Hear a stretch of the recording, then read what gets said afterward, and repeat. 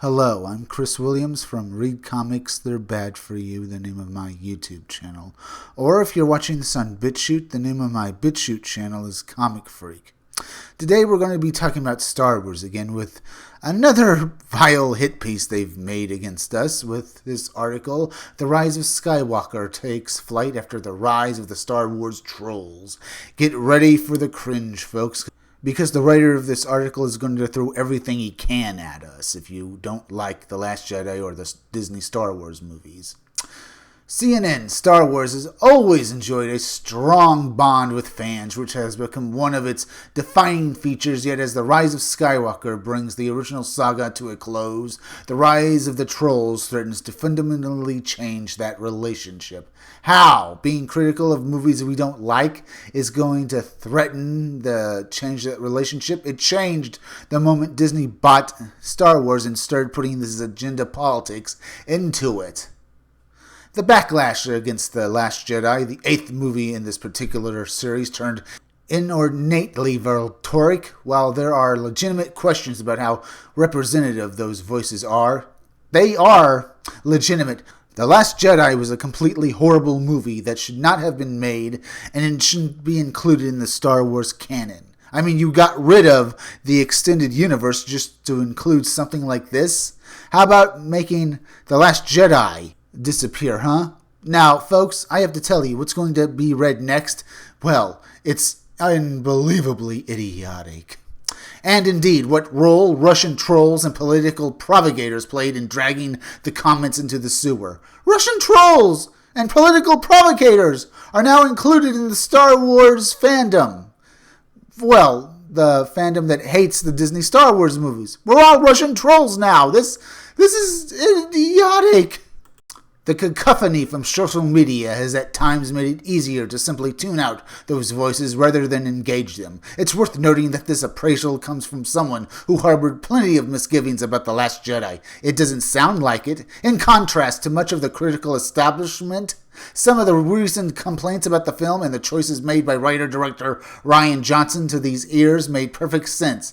I thought you said you had lots of misgivings about The Last Jedi. See what the writer just did here? This is one of their ploys and tactics to get you on their side when they spin their narrative to you.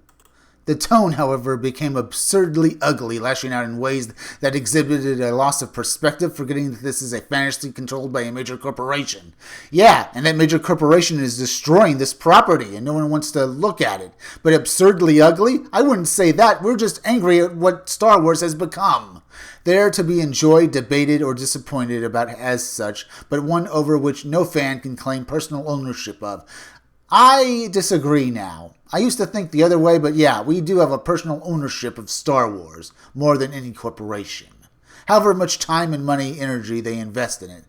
Well, yeah, we invest a lot into it, and we expect to be at least given something that'll make us happy. But no, Disney insists on not giving us. They just want to put agenda politics into their product, something we will not and never take. Johnson said more recently in a GQ interview that such voices represent a small subset of the overall pool. You can say that, but for some odd reason you're still talking about us. Still writing in Esquire last year, Matt Miller lamented that a loud section of Star Wars fans have become tragically synonymous with hate and bigotry. That is a complete lie, and you are lying through your teeth. Be warned, if you were upset by everything you read before in this article, what you're going to read next is one of the most upsetting things I've seen yet. A study by Morton Bay, a research fellow at USC's Annenberg School for Communication, examined social media and found evidence of deliberate, organized political influence measures disguised as fan arguments about The Last Jedi, in much the way outside elements have sought to further politicize political discourse. That's troubling to the extent it's true, but it only strokes the sense that abusive quadrants of fandom don't speak with one coherent voice, can't be modified, and there's not much sense in trying. Don't speak with a coherent voice, huh? Well, we're a lot more coherent than you are, who seems to be throwing out every buzzword imaginable. I'm surprised you haven't included Trump in this as well. Daisy Ridley in Star Wars The Rise of Skywalker, that hasn't been the prevailing mentality among movie studios and TV networks, which court fans seeking to turn them into ambassadors who will fuel passion for their properties, translating into sales of tickets and merchandise. Because we don't want your merchandise. We don't want your properties because they don't appeal to us anymore because you've destroyed them. Disney has been especially adept in this regard, creating its own fan expo, D23, populated by talent from its movies and shows, mirroring massive gatherings devoted to all things pop culture at Comic-Con San Diego and similar events. Maintaining a dialogue of fans is perceived as being a good business strategy. Talent, including actors and directors, also use platforms like Twitter to speak directly to fan bases, bypassing the traditional public relations filters. That situation, however, has created problems for directors like Johnson and Last Jedi co-star Kelly Marie Tran, who was forced off social media by the misogynistic and hateful responses she received. More lies! As John Boyega said, if you're not strong enough to take criticism online, then you shouldn't be on something like Star Wars that naturally gets criticism for bad acting and, well, worse special effects. Even people who made good performances have been under fire. This is Star Wars, where everything the actor does on set and in the film gets criticized by fans and talked about. So why does Kelly Marie Tran get a pass just because she's a minority and a female? She shouldn't. She will not. She will be criticized like everyone else. And for that purpose, Kelly Marie Tran will not get a pass. She will have to live with the criticism she gets for her performances, like everyone else in the movie-making business. Johnson attributes the ugliest elements to a few bad apples, defending the wider fan base and warning against generalizing based on that. Johnson attributes to a few bad apples, huh? Bad apples. Just because we criticized his movie. Well, he can go jump in a lake and live there for all we care.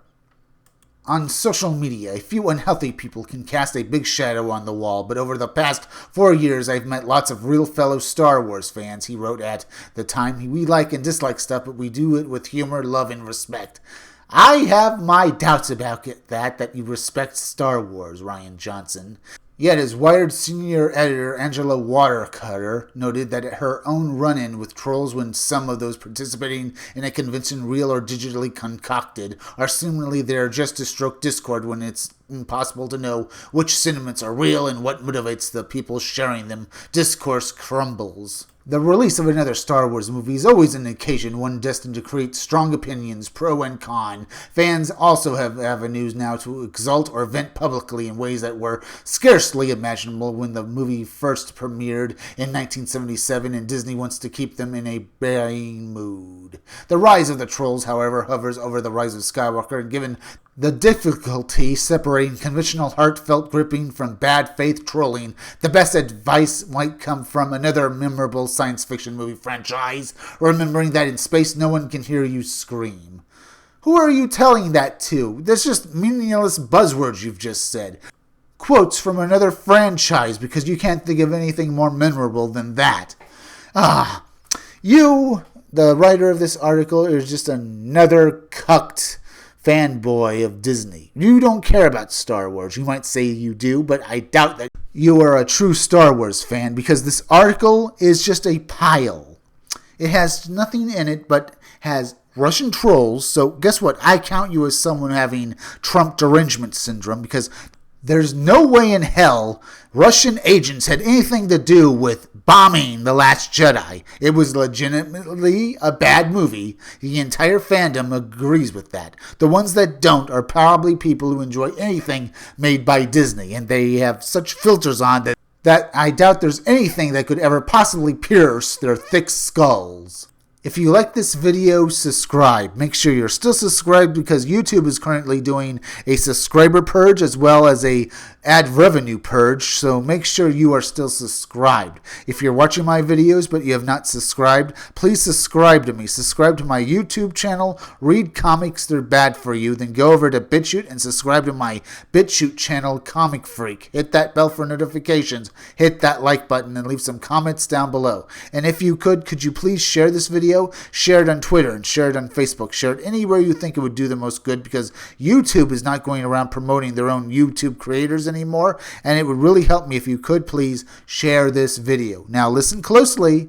It's that time of the day again. Keep checking back in future videos for more information on my own upcoming independent comic book, Scumdogs.